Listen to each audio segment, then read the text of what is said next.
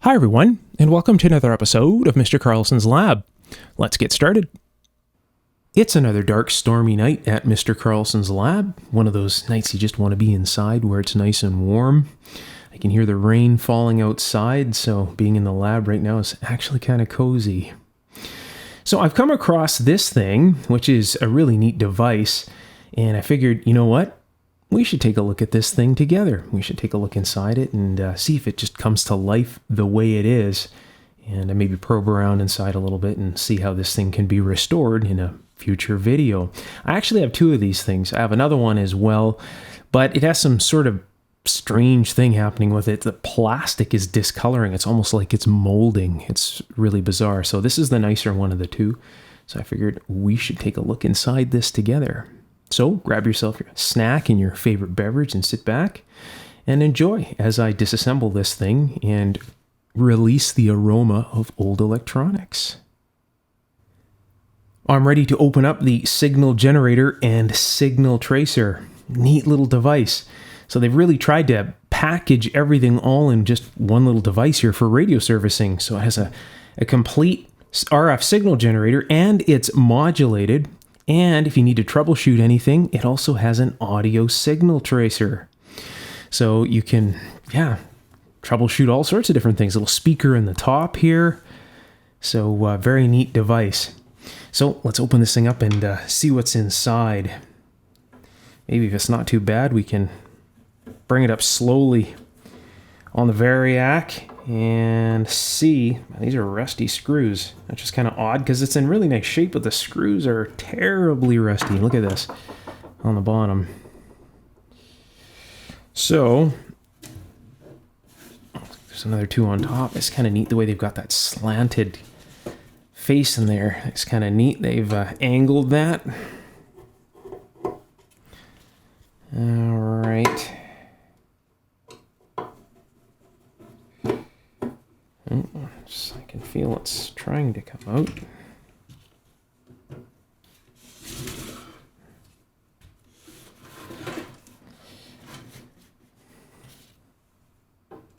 After opening so many of these things for so long, you get to know they always hide a screw or two on the back as well. Usually because the chassis inside isn't stable, they use the actual case of the device to stabilize the chassis. It's kind of almost like it's the chassis is like this, so it kind of wobbles around, so they put some screws on the back to make things sturdy. So let's see if that is correct. It opens up real nice. Well, that's kind of neat. Move this into... Yes, it definitely has that aroma. It's just like that VTVM. It smells exactly the same. That's really bizarre. Two devices in a row. So they've got a little speaker in the top here. So this looks like the audio transformer. So this is obviously the leads from the audio section here. So you can disconnect this, I guess, to remove the back. Don't need to do that right now because if we're going to test this thing and see if it actually comes to life, we'll need this hooked up. So this would obviously be the B+, because this is the red and blue leads that run into the transformer. So you could attach this. Probably wouldn't matter which way you attach them anyways, because it's not worried about polarity or anything like that. With that audio transformer, don't need to worry about phasing or anything like that. So look at this thing. That's in really nice condition. I'll just zoom on in here a little bit more so we can get a closer look at things. So we've got 3 tubes here.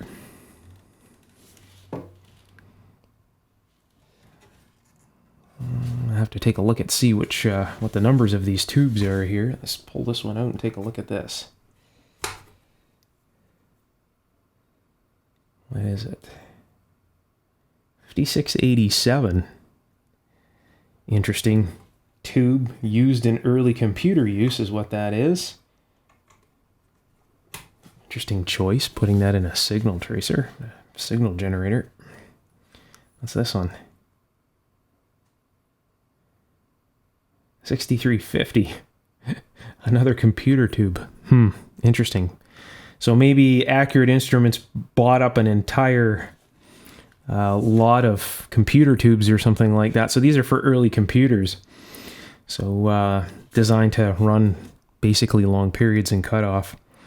Interesting. I'll talk more about that stuff in the future. What's this one here?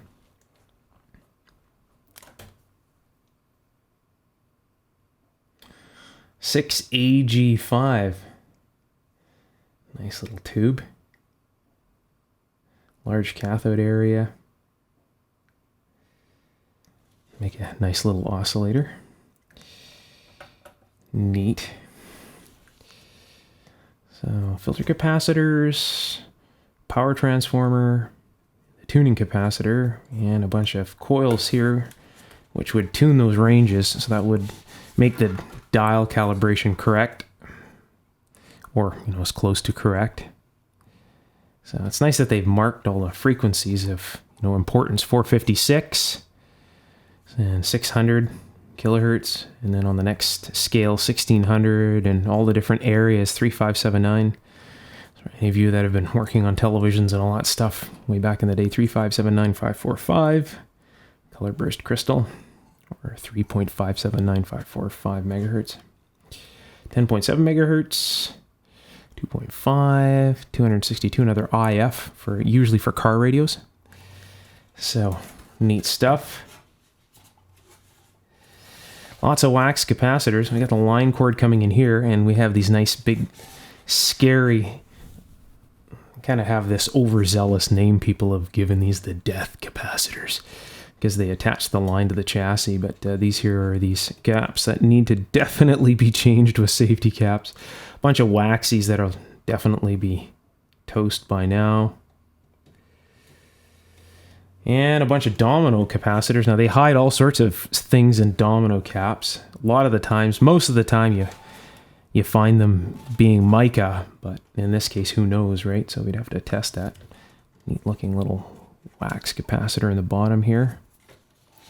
So you'll see the line side here is attached to the chassis. It's put in correct. And you'll see the line side of this capacitor here is to the chassis. It's been put in correct. You can see this side goes to the circuit, to the tube. The line side of the capacitor attaches to this binding post and then goes through this capacitor to the chassis. So this is the lower impedance portion. So the person that assembled this knew what they were doing. So again, that's a little bit of knowledge that seems to be forgotten. Or in some cases, I find that it's just ignored. So let's see here, what else? Nice little coil here. Circuit up here with the oscillator. Very neat. So let's just back this out a little bit so we can get a little further away from this so we can get a better look. So it looks like they had an option for another tube socket or to just mount another capacitor or something like that. And there are these caps down here. Mallory WP. What's this one here?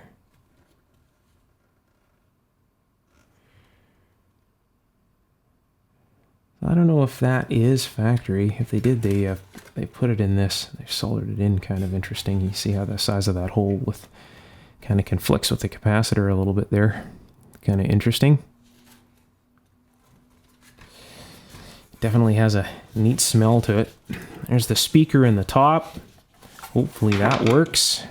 All this stuff out of the way over here. Zoom on into this. So these would be the one would be the B+ lead that runs up to the audio transformer, and then the other one would run down to one of the tubes here. And they'd be using one of these tubes, which is odd. They've got computer tubes in here. Maybe I'll try and look for a schematic and see if we can go over that together to see what they've done.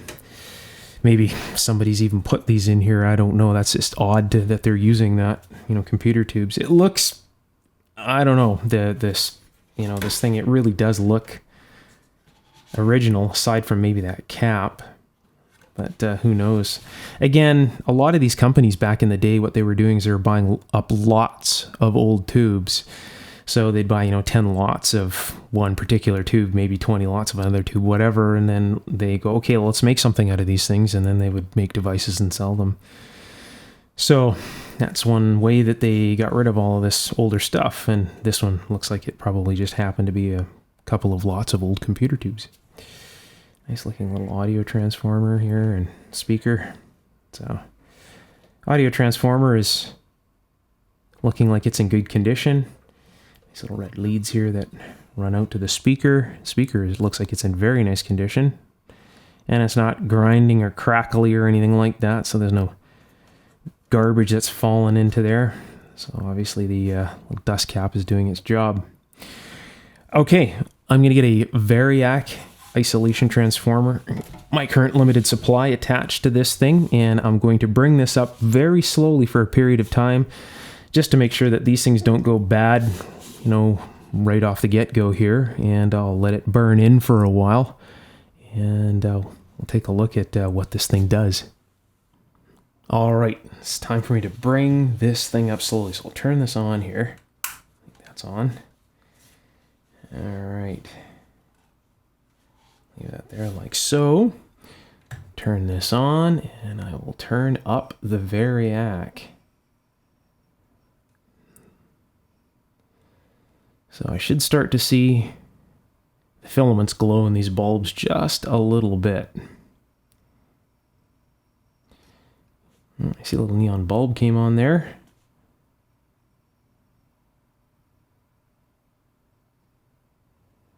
Bringing this up just a little bit.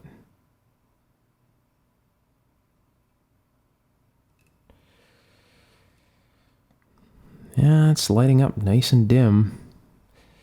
So it's not pulling excessive current. I'll bring that right up to the top.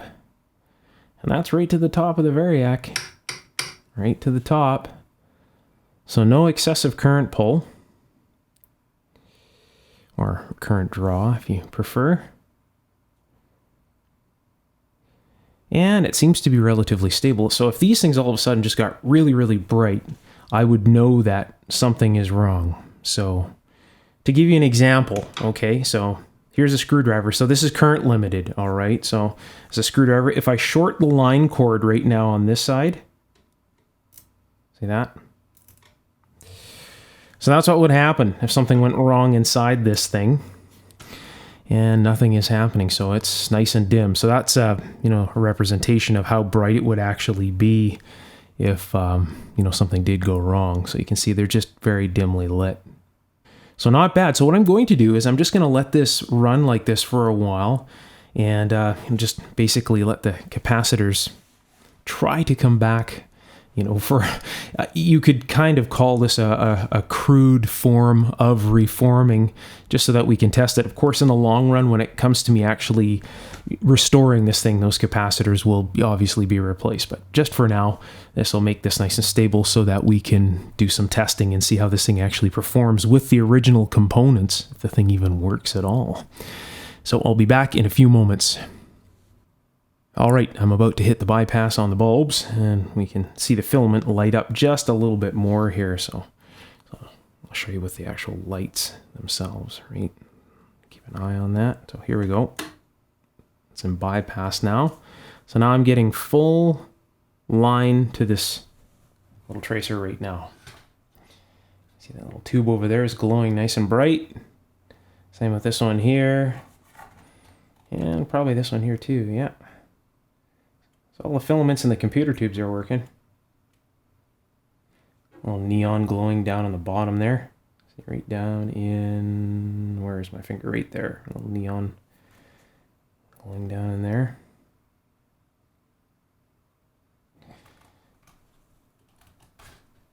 So there we go. All right, so I'll get all of this out of the way, and now we can actually take a look at this with some test equipment, see what this thing's actually doing. This is the audio frequency input, and this is the signal output. So let's take a look and see if the signal generator has any output. So I'll turn this around like so, and I'll attach the scope. So I'll turn this on here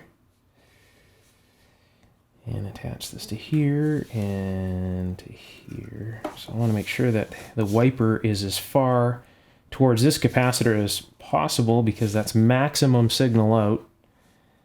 And let's see here, I'll turn this on. All right, so we got power, as you can see there. So the tubes have to warm up here. This is on auto, so it'll just find the signal here in a moment. Oh, there it is. So 2.3 megahertz. And it's doing okay by the looks of it. Typical. This is what the signal typically looks like in this type of a signal generator. A lot of these older signal generators like this were harmonically rich. And that's how they got the higher frequencies with the harmonics. So I'll move this around. Now that, eh?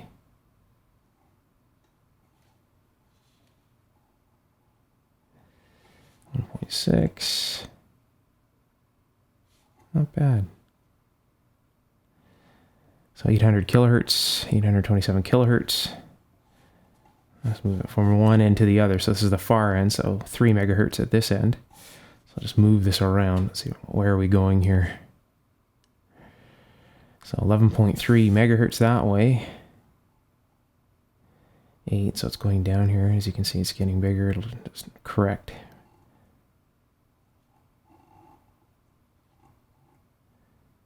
Not bad, a little bit of overlap there. Let's see what happens on this range here.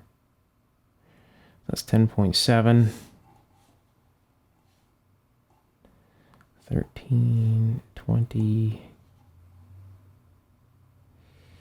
So this is going to get very harmonically rich. Oh, we went up to 35. Look at that. And look at that kind of bizarre signal. Just kind of went all crazy there. So the scope's getting confused by the harmonics. Look at that. Let's move it back and forth a little bit. You can see that. Yeah, it's just typical for these older signal generators. They all did that. So it's actually not performing too bad. It's what I would expect from something like this. So if the signal tracer is working, I should be able just to... So I'll turn the volume up to the max, which would be this way. Oh, I can hear the speaker humming. So I'll just get a screwdriver here and touch the audio input. So that's working. Hear that as I get close to it?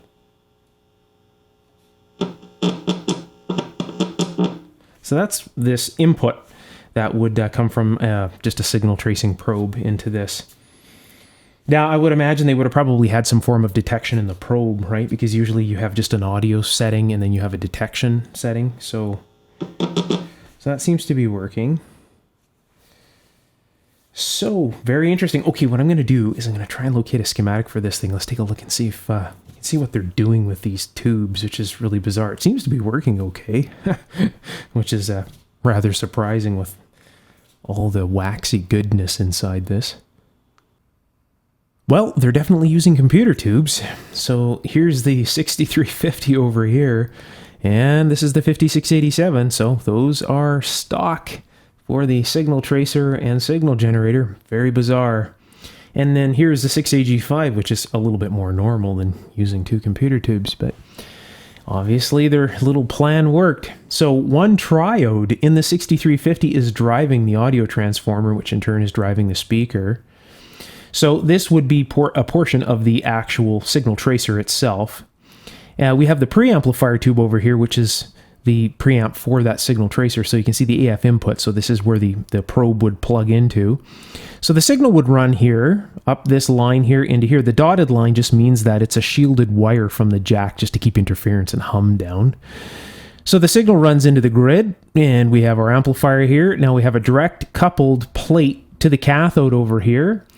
You can see that they've got a 750 k ohm resistor up to the grid here, and then a 0.1 microfarad capacitor down here to ground. We have the signal on the plate, which is running down here through this 0.01 microfarad capacitor, and then we have more shielded cable here up to the AF attenuator, which says 5 meg ohms. Then we have our wiper. So that's the center, which is this here. That's the wiper. So we have each end of the potentiometer. So this is each end of the potentiometer here. And then the wiper is in the middle. So the wiper runs up over here, and we have our preamp output. Now keep in mind, I'm just pointing to this potentiometer. This one here is the RF side. The audio side is on the other side, but I'm just pointing this to give you an idea of what lugs are which on the potentiometer. So we have our signal that runs up here to the preamp outputs on the front. There's two little jacks on the front of this where you can pick the signal off. And then we have our line up here, which runs into the grid of the power output tube. And of course, we have our signal into the speaker over here. So this is they're odd that they're using this little one triode as the power output. The other portion here, the other triode, is used as the audio oscillator in conjunction with this audio choke. So we have an oscillator circuit here. And then this is the RF oscillator over here. So what they're doing is they're basically coupling the audio oscillator in over this way right over here. That's how we're getting our audio into this circuit here. So we're modulating the 6AG5 with this oscillator circuit to give us a tone so we can find where we are on the band, right? These are the coils that adjust the ranges and the range switch right here. So that would be these adjustable coils right here, this one, and this other one that's over here. The arrow is the slug that's in the center here. So there's usually a little brass screw on the top that you can adjust. Those little brass screws right there. And that allows you to move the powdered iron slug up and down inside, and you can tune these coils here. So that's just to basically make the ranges, the actual frequency track with the range that's printed on the face of the unit right here, right?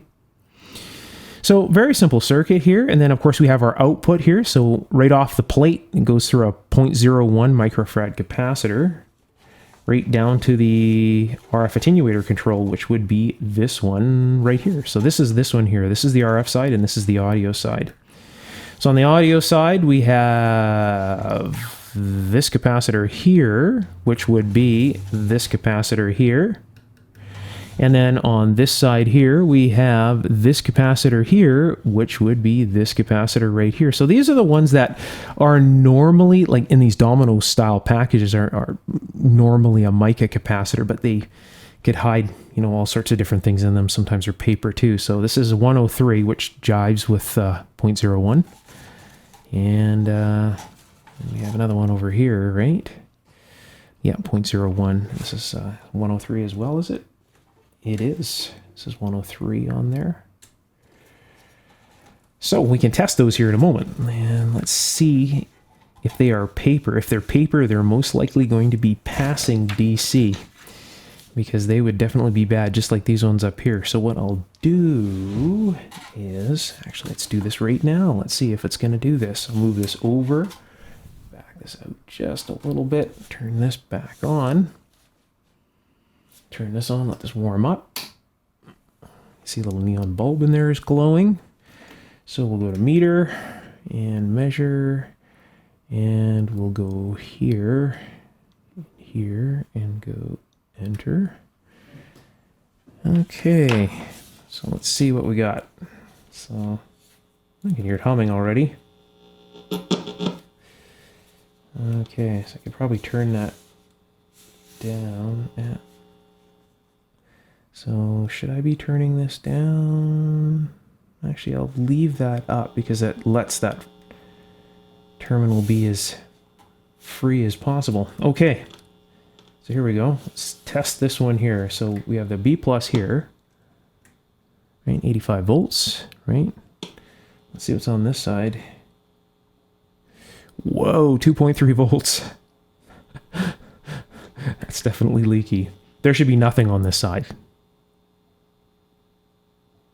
So this is passing quite a bit of DC. That would be present on this jack here too, right? Yeah, look at that. So if you were to try and power up a solid state amplifier or something like this, it wouldn't like this very much. So you've got positive 2.3 volts there. Let's see what this is here. So this is the RF. So this might confuse the meter just a little bit. So not 10 millivolts there. That's not too bad. This one here isn't leaking as bad as this one here. We would see DC here, right? Let's see what the DC is. 108 up there. And down here. Actually, you know what let's do? Let's pull this tube out of the top to stop it from oscillating, because the oscillating might be actually confusing this a little bit. And I will make sure that this is... So the wiper is at this end here. Yeah, went up to 12. So 12 millivolts. So this one isn't too bad. This one isn't leaking too bad. This one here is leaking extraordinarily. So yeah, definitely. So these are paper caps. Paper hiding in a capacitor normally where you would see mica. So, you know what? I'm going to turn on my soldering iron here and I'm going to desolder this one here, and let's just take a look at it and see how leaky it actually is. I didn't mention the power supply. I'll quickly go over the power supply on the schematic here.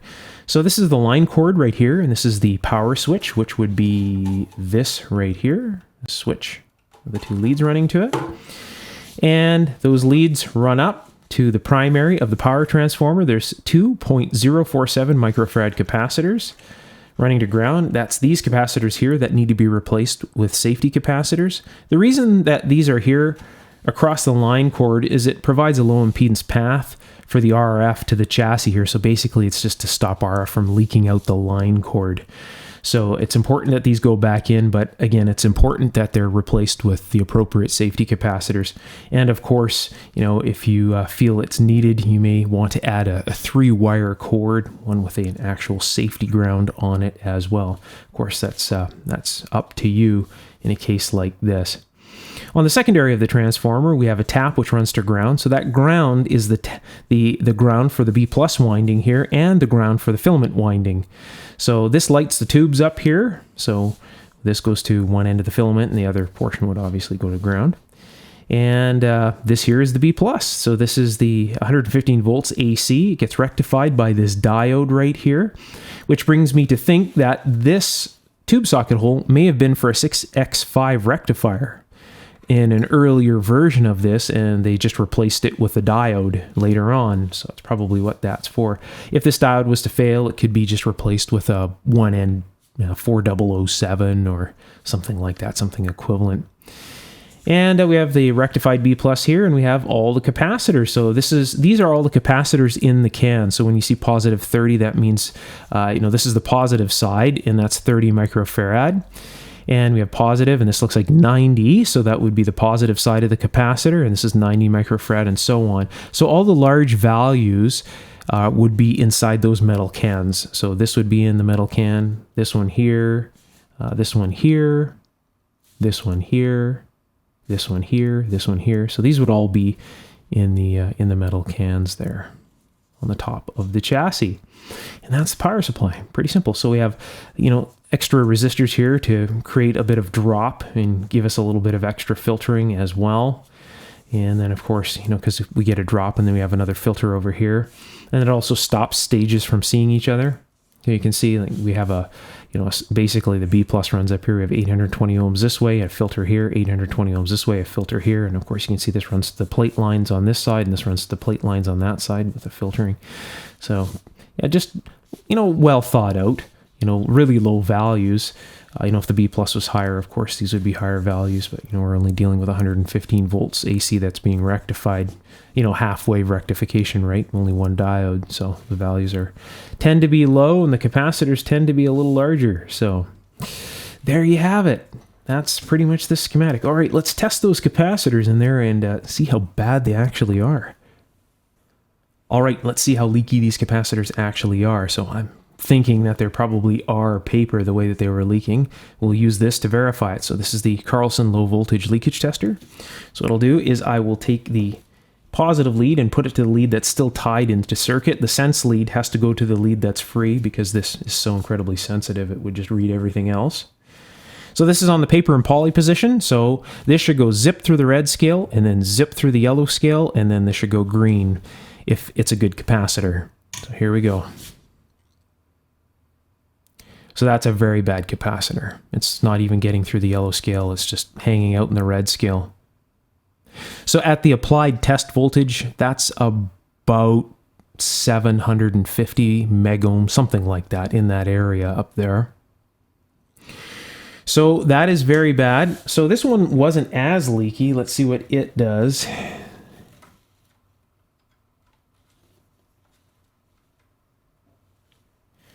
Here we go. This one's approaching 1 gigohm. And that is 1 gigohm. So there we have it. Now it's moving so slow, I'm pretty sure it's just going to hang out there. Yeah, it's just going to hang out there. So next what it would do is the scale would go yellow. This would go over here and that will go yellow. So it splits the 1 gig ohm. And then this one goes yellow at 1 gig ohm. This one goes all the way up to 40 gig ohms, and then that's open at the applied test voltage. So to give you an example of what a new capacitor would test, all right, so this is a new capacitor right here. So I'll just put this on here like so. So this is how a brand new capacitor that would replace this would test. That's how quickly it tests okay. So that gives you an idea of how incredibly bad those are. Here's a sneak peek at another neat project that's coming up.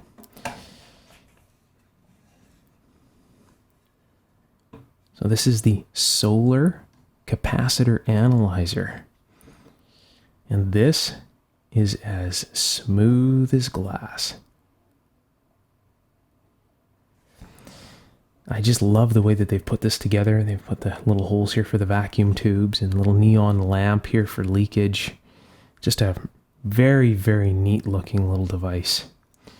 So maybe in the next video, we'll open it up and take a look at what's inside this thing. It doesn't look like it's too incredibly hard to get inside of, just a bunch of screws around the perimeter. So I'm really looking forward to the restoration of this little device right here.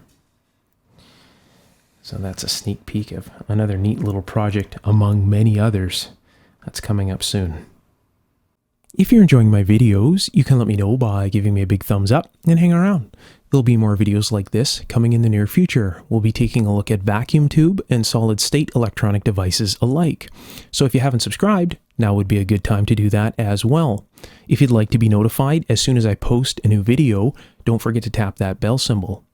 If you're interested in taking your electronics knowledge to the next level and learning electronics in a very different and effective way and gaining access to many of my personal electronic inventions and designs, you're definitely going to want to check out my ongoing electronics course on Patreon.